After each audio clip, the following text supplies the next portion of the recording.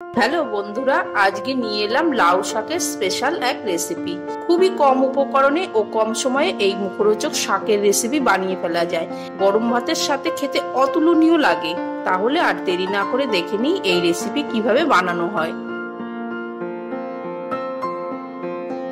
উপকরণ হিসাবে এখানে নিয়েছি কচি লাউ পাতা, দুটো সেদ্ধ ডিম, অল্প কালো জিরে, নুন, তেল আর হাফ চামচ রসুন থেতো, আর ছোট এক বাটি পেঁয়াজ কুচি আর 4টে শুকনো লঙ্কা। লাউ শাক ভালো করে কুচিয়ে নিয়েছি, এবার গরম জলের মধ্যে দিয়ে সেদ্ধ করে নেব। আর এর মধ্যে সামান্য পরিমাণে একটু নুন দিয়ে দিচ্ছি, দিয়ে 5 থেকে 7 মিনিট সেদ্ধ করে নেব। সেদ্ধ হয়ে গেছে, এবার আমি নামিয়ে নিচ্ছি। যে জলটাকে ভালো করে ঝরিয়ে নেব, নিয়ে শাকগুলোকে চিপে নেব।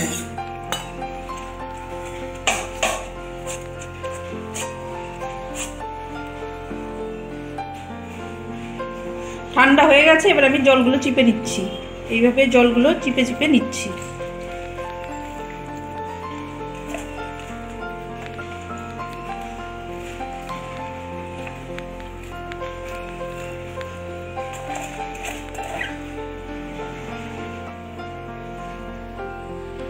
কড়াইতে অল্প পরিমাণ সর্ষের তেল দিয়ে দিলাম,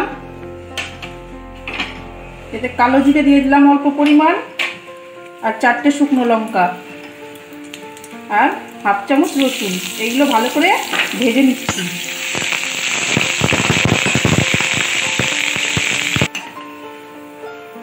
লঙ্কা আর রসুন ভাজা হয়ে গেছে, আমি এইভাবে এগুলো রেখে দিচ্ছি। আগের থেকে সেদ্ধ করা ডিমগুলো আমি দিয়ে দিচ্ছি, দিয়ে এগুলো ভেঙে নিচ্ছি।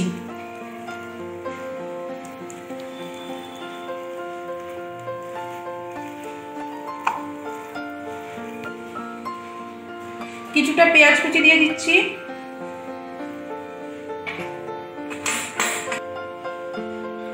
লঙ্কা রসুন ভাজা দিয়ে দিচ্ছি,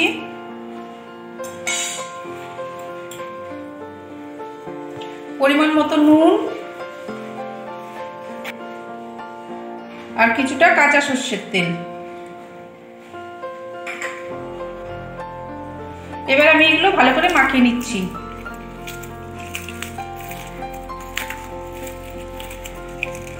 লঙ্কাগুলোকে ভালো করে মিশিয়ে দিচ্ছি, ভেঙে দিয়ে এইভাবে মেখে নিচ্ছি।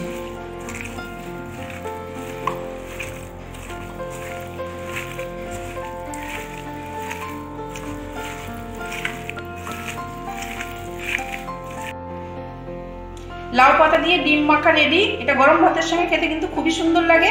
আবার দেখা হচ্ছে পরের ভিডিওতে।